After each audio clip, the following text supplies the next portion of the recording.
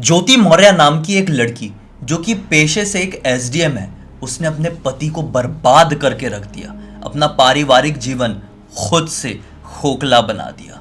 नमस्कार दोस्तों, bloody vibes के आज के इस हैरान कर देने वाले अनोखे एपिसोड में हम लोग आप लोगों के सामने एक ऐसे मुद्दे की पूरी कहानी लेकर आ गए हैं जो हाल फिलहाल में काफ़ी ज़्यादा वायरल चल रहा है। आपने सुने ही होंगे, ज्योति मौर्य जो कि एसडीएम है, उसने अपने पति को धोखा दी। इस कदर से धोखा दी कि अपने साथ के ऑफिसर के साथ अफेयर चलाई, साथ ही साथ अपने ही पति के ऊपर, जो कि बड़ी मेहनत से उसको पढ़ाया लिखाया था, एसडीएम बनवाया था, मतलब पैसे खर्चा किया था यार उसने अपने जेब से, जो कि उतने ज़्यादा पैसे नहीं कमाता था। ऐसे पति के ऊपर उसने दहेज का इंजाम लगा दी। जी हाँ दोस्तों, इस कहानी को डिटेल में समझने से पहले आपको इस कहानी से जुड़े हुए पात्र जानने होंगे। सबसे मुख्य किरदार इस कहानी की है ज्योति मौर्य और उसका पति आलोक मौर्य। आलोक मौर्य एक लोअर मिडिल क्लास फैमिली से आता था और अपने जीवन में कुछ अच्छा करना चाहता था।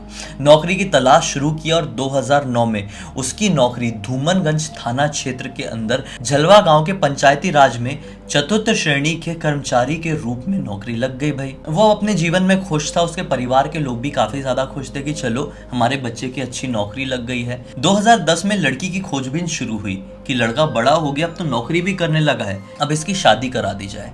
2010 में वाराणसी के चिरई गांव में रहने वाली एक लड़की इन लोगों को पसंद आ जाती है। लड़की का नाम था ज्योति मौर्य। ज्योति मौर्य ग्रेजुएट थी और आगे कुछ करने की इच्छा रखती थी। जब शादी का रिश्ता इन लोगों का लड़की के पास गया तो लड़की ने हाँ तो बोल दी कि मैं शादी करने के लिए तैयार हूँ, लेकिन तभी अपने पति से कही कि मैं आगे पढ़ना चाहती हूँ, क्या आप मेरा साथ देंगे? पति ने बोला बिल्कुल, तुम जो कुछ भी पढ़ना चाहती हो, लाइफ में जो भी बनना चाहती हो, मैं तुम्हें पढ़ाऊंगा लिखाऊंगा, तुम बिल्कुल भी चिंता मत करो। लड़की भी खुश हो गई, लड़का तो और भी ज़्यादा खुश, क्योंकि दोनों एक दूसरे को एक ही नज़र में पसंद कर लिए थे। दोनों की शादी 2010 में ही हो गई। शादी के कुछ ही समय बाद लड़की ने बोली कि अब मुझे आप थोड़ा फीस दे दीजिए मेरी कोचिंग वगैरह की, क्योंकि मुझे पीएससी निकालना है, यूपी पीएससी मुझे पास करना है। पति ने ठीक है, बड़ी मेहनत से कमा रहा था यार, 4th लेवल का कर्मचारी, पंचायती राज में इतनी ज़्यादा सैलरी नहीं होती है, तो जैसे तैसे करके पैसे बचाता, अपनी पत्नी की ट्यूशन क्लासेस में खर्च करता। पत्नी ने भी जी तोड़ पढ़ाई की और सन 2016 में यूपी पीएससी के एग्जाम में वो 16th रैंक में आई। ज्योति मौर्य बहुत ज़्यादा मेहनती थी, पढ़ाई को सब कुछ मानती थी, इसलिए तो 2016 में जब वो यूपी पीएससी का एग्जाम दी तो 16th रैंक में आ गई थी, क्योंकि उसका जीवन अभी इतना ज़्यादा आसान भी नहीं था, उसके बच्चे भी पैदा हुए थे।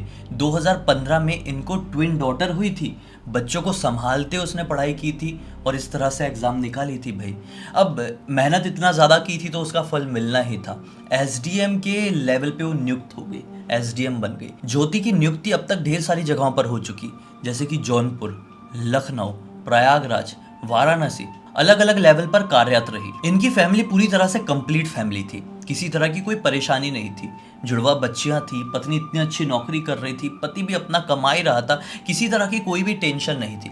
लेकिन 2020 में कुछ ऐसे इनकी जिंदगी ने मोड़ ली जो कि कभी भी आलोक कुमार ने इमेजिन नहीं किया था। इनकी बच्चियां जो कि बहुत छोटी थी, उनको तो कुछ समझ सकता ही नहीं, बहुत छोटी बच्ची, कितनी साल की, 5 साल की हुई है। 2020 की एक शाम ज्योति मौर्य का मोबाइल थोड़ा सा डिस्चार्ज था, तो उसने अपने पति का मोबाइल मांगी और अपने पति के मोबाइल में उसने अपना फेसबुक लॉगिन किया। पति ने भी मना नहीं किया, भाई पत्नी है, फेसबुक चलाने के लिए मोबाइल मांग रही है, इसमें गलत क्या है। उसने भी अपना मोबाइल दे दिया, उसने अपना फेसबुक अपने पति के मोबाइल में लॉगिन करी और काफ़ी देर तक उसको चलाती रही।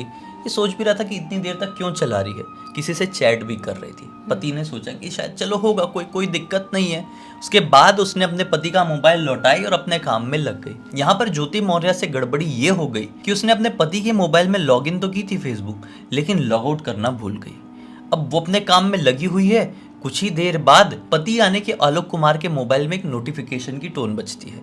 वो देखता है कि किसका क्या मैसेज आया, तो ये मैसेज था मनीष दुबे नाम के किसी व्यक्ति का।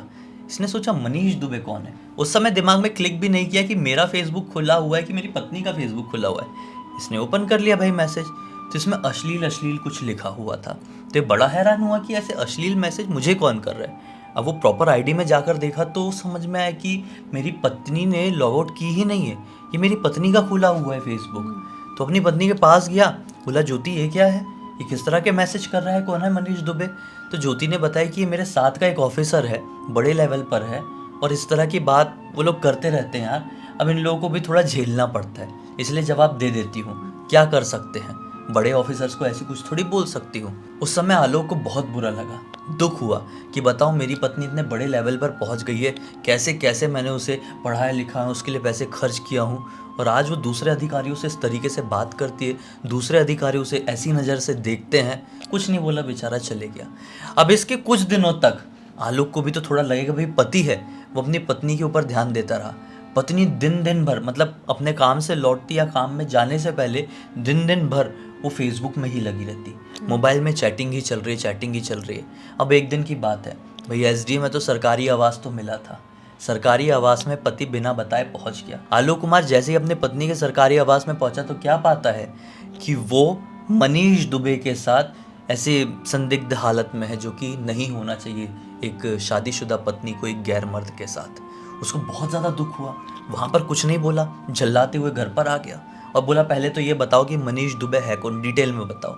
ज्योति ने बताई कि मनीष होमगार्ड कमांडेंट है। ये बात सुन के आलोक और भी ज़्यादा झल्ला गया और दोनों के बीच में झगड़ा होने लगा कि तुम ऐसा मुझे धोखा क्यों दे रही थी, ये क्यों कर रही थी, वो क्यों कर रही थी। पत्नी ने किसी भी तरह का जवाब देने से इनकार कर दिया।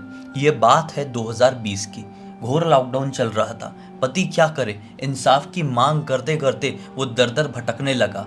लेकिन यार ये बड़े लेवल का केस था। पत्नी एसडीएम जो थी और जो पत्नी का प्रेमी था वो होमगार्ड कमांडेंट जो था। जब आलोक को कहीं से भी इंसाफ मिलता ना समझ में आया तो चीफ मिनिस्टर योगी आदित्यनाथ के जनता दरबार में पहुंच गया। जनता दरबार में पहुंचा काफी सबूत लेकर। उसने अपनी पत्नी का व्हाट्सएप चैट का स्क्रीनशॉट भी रखा था और साथ ही साथ एक 100 पेज की डायरी भी रखा था।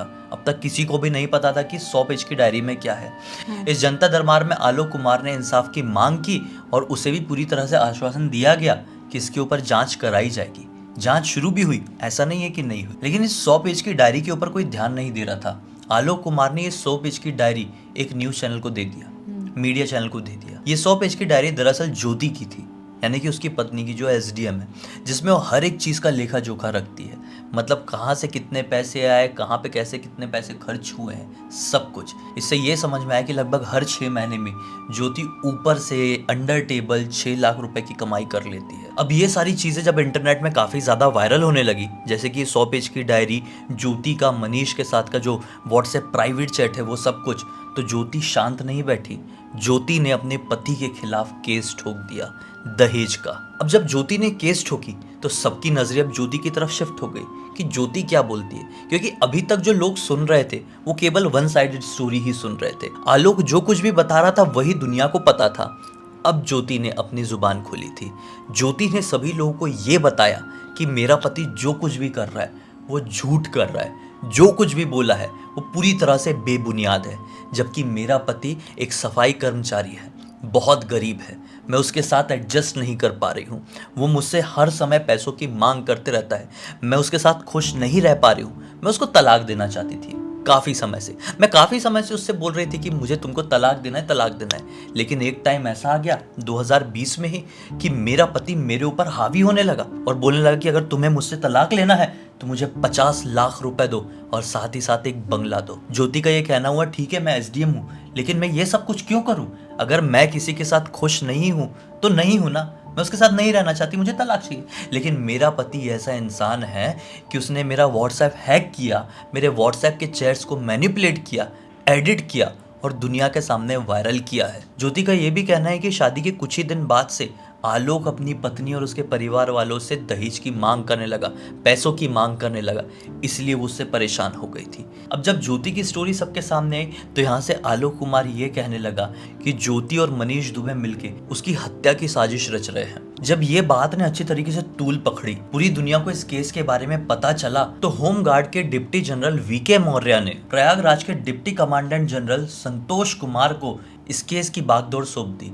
अब ऐसा है कि इस केस के ऊपर पूरी तरीके से छानबीन की जा रही है। ये देखा जा रहा है जो आलोक कुमार ने ये डायरी मीडिया चैनल को दिया है, दुनिया के सामने लाया है, उसमें कोई सच्चाई है भी कि नहीं, या फिर जैसा कि ज्योति ने बताई है उसमें मॉर्फिंग है, उसमें एडिटिंग है, उसको मैनिपुलेट किया गया है। अब ये तो वक्त ही बताएगा। अगर करंट स्टेटस की बात करें तो ज्योति मौर्य वाराणसी के एक शुगर मिल में एज अ जीएम काम कर रही है। और आलोक कुमार की बात करें तो आलोक कुमार इंसाफ के लिए दर दर भटक रहा है। अभी पूरी तरीके से ये कहना गलत होगा कि आलोक कुमार को ही इंसाफ मिलना चाहिए या फिर ज्योति को इंसाफ मिलना चाहिए, क्योंकि कुछ भी अभी प्रूफ नहीं हुआ है।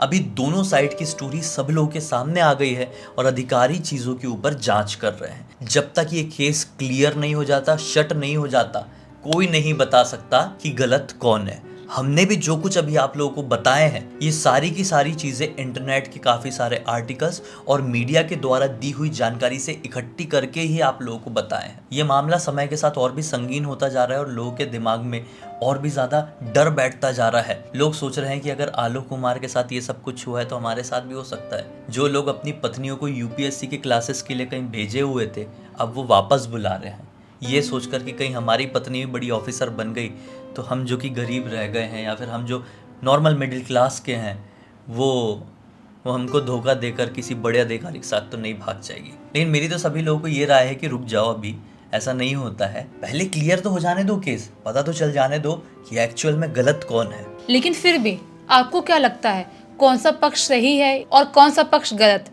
अपनी राय कमेंट बॉक्स में जरूर बताइए। और अब तक इस वीडियो को देख लिए हैं तो लाइक जरूर कर देना। चैनल को सब्सक्राइब करके बेल आइकन दबा के ऑल के ऑप्शन में क्लिक करना है, क्योंकि इसी तरह के हैरान कर देने वाले यूनिक वीडियोस डेली आप लोगों के सामने लेके आते रहते हैं। इंस्टाग्राम की लिंक इस वीडियो के डिस्क्रिप्शन बॉक्स में मिल जाएगी, क्लिक करके डायरेक्टली वहां पर पहुंच जाना। और इसी तरह की कोई भी टॉपिक, मुद्दे या जानकारी आप लोगों के पास है जो हमारे साथ आप लोग डिटेल में समझना चाहते हैं तो लिख भेजिए। हो सकता है हमारा अगला वीडियो कल आप लोगों के हिसाब से बन रहा हो। तो चलिए कल फिर से मिलते हैं, तब तक के लिए बहुत बहुत धन्यवाद। आप लोगों का दिन शुभ हो।